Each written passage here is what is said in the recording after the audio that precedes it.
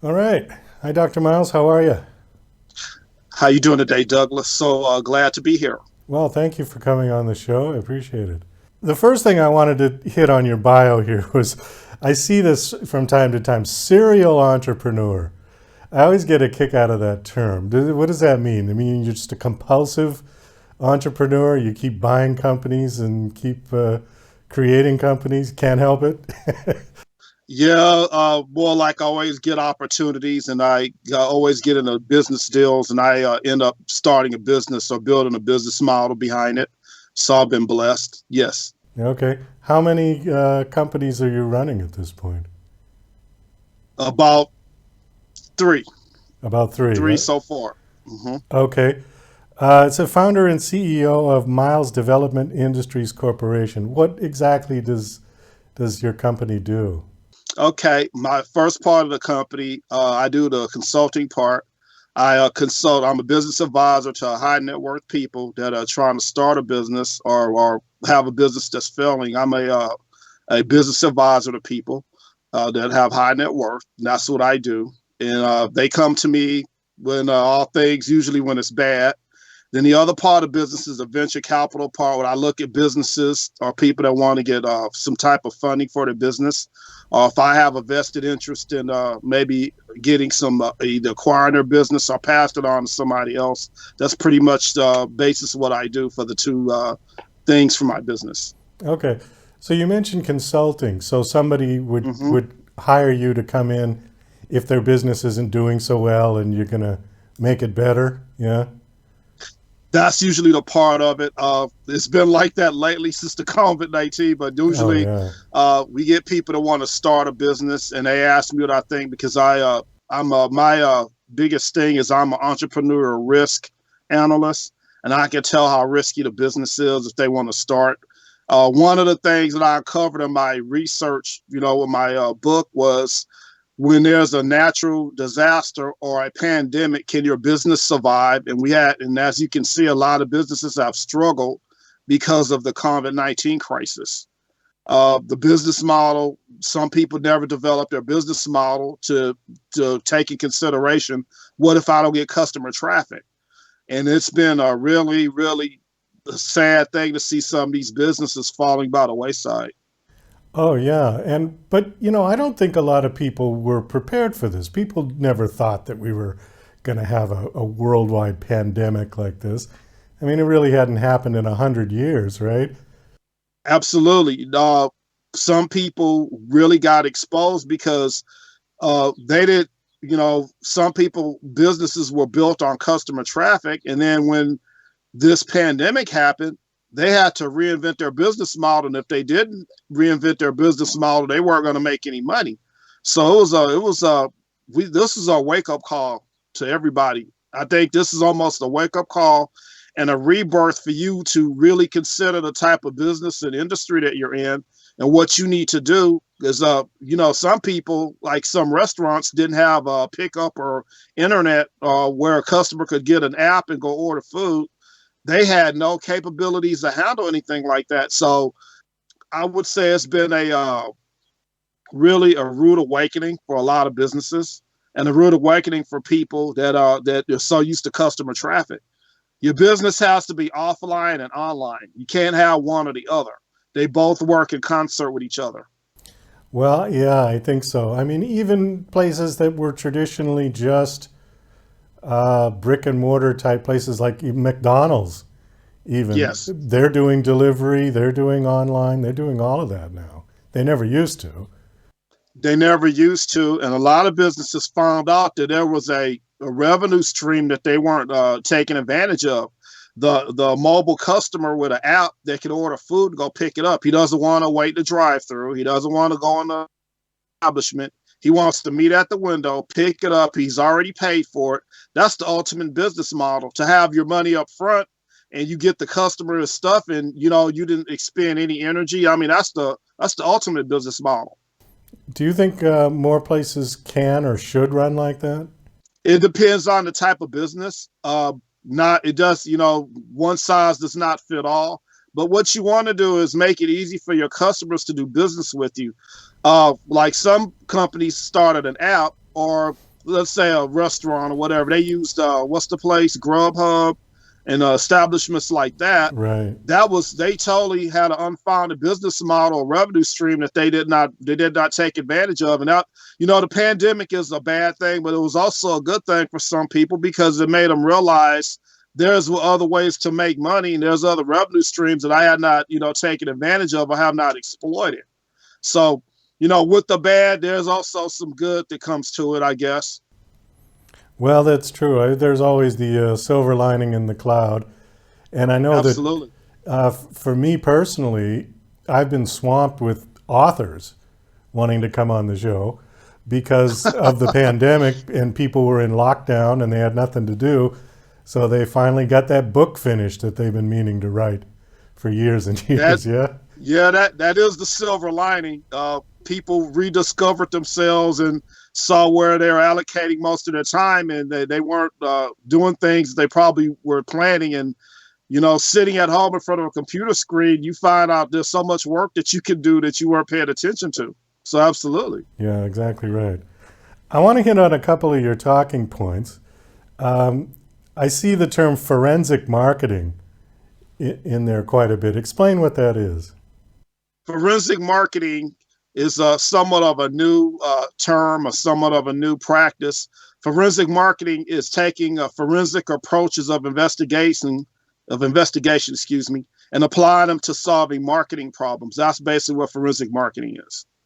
Okay, let's break that down a little bit more because most people have heard the term forensic, but they hear it in terms of science.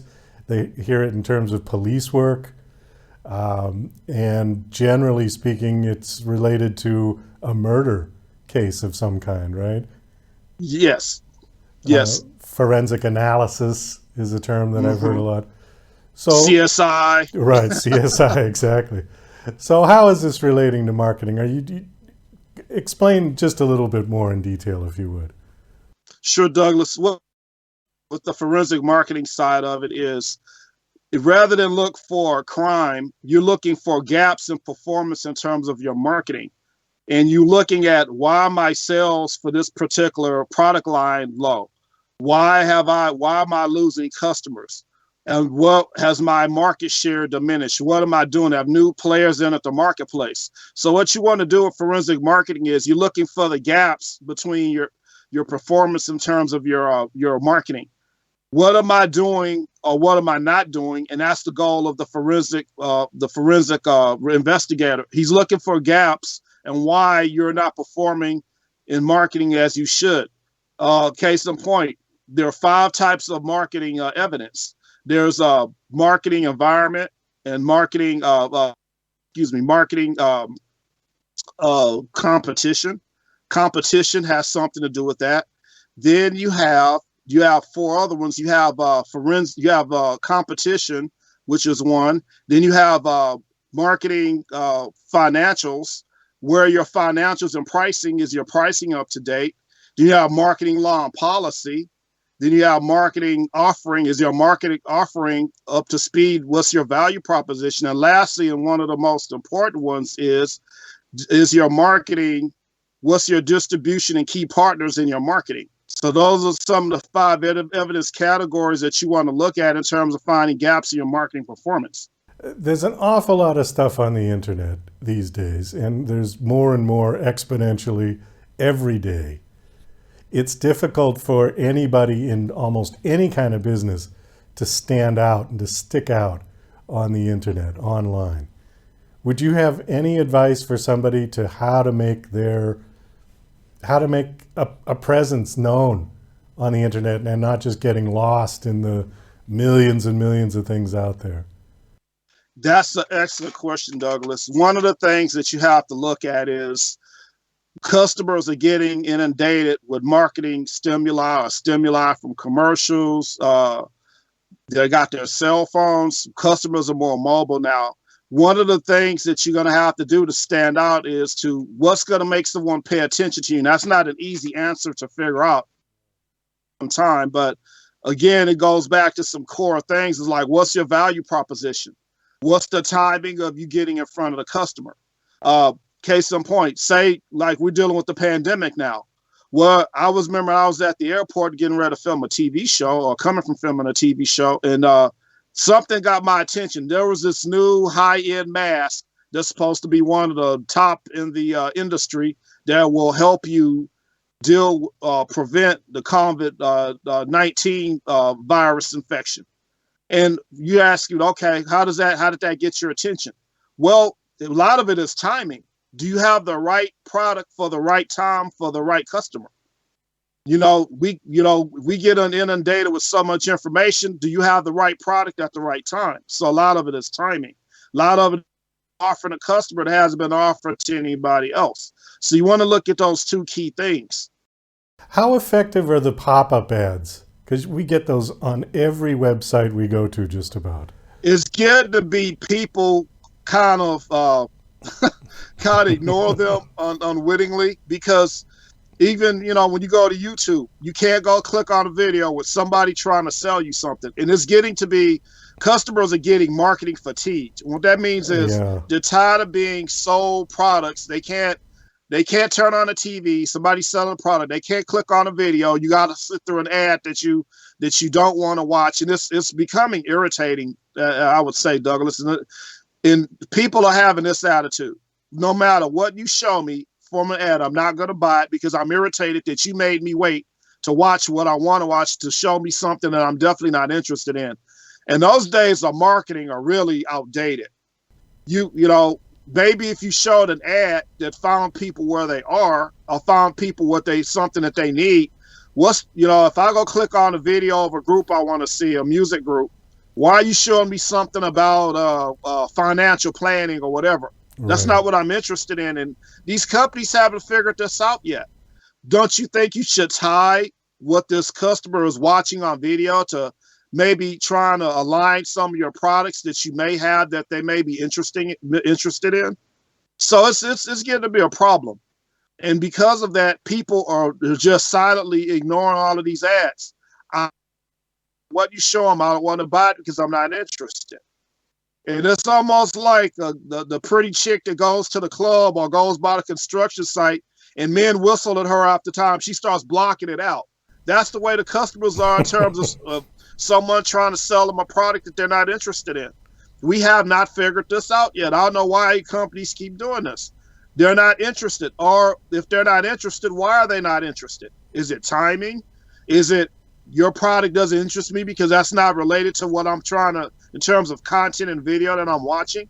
So I would say, we still have people marketing like we did in the Stone Age. Just throw something up there to see what happens and see if somebody will bite. No, these customers are different today. These customers are smarter. They have more content.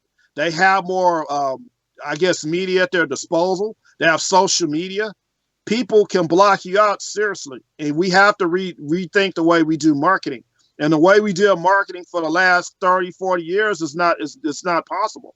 I think also people have much less of an attention span than they used to, because they're getting thrown millions and millions of things all at one time. So those ads are even going to be less interesting to people because they just don't have time. They want to get to their content. Absolutely. And that's it. Excellent point. Yeah. And mind share, well, I saw 5 ads. Where does your ad rank in terms of my attention? And then you have the other part, just because you show up the ad, does it show up in your sales that people responded to your ad? So it's the new consumer is harder to get to than, say, our parents and our grandparents, because they didn't have social media, they didn't have cell phones. This customer is really different. He's actually harder to get to. Yeah, I would agree with that. We got about 2 minutes, and I just want to quickly hit on your book. What's the title of your book? Title of my book is How to Get Away with Murder Marketing, Forensic Marketing. Okay. And it basically covers what we've been talking about, yeah? Absolutely. One of the pitfalls of your sales, value proposition, market position, competition depth. What do you look for in your marketing environment? I cover the gamut of from a forensic investigation when you want to solve your marketing problems. Okay, great. Do you have a website that you want to give out? Yes. My book is on Amazon.com. It's on Barnes and Noble. You can find my book on my business website, mdicorpventures.com. And I'll definitely have more links to my book. But those are the main three that you can find my book. Okay. Well, thank you so much for coming on the show and sharing. This was interesting. Douglas, thank you so much for having me. I love talking about forensic marketing, and hopefully you'll get away with murder and marketing as well. Well, I hope so. All right.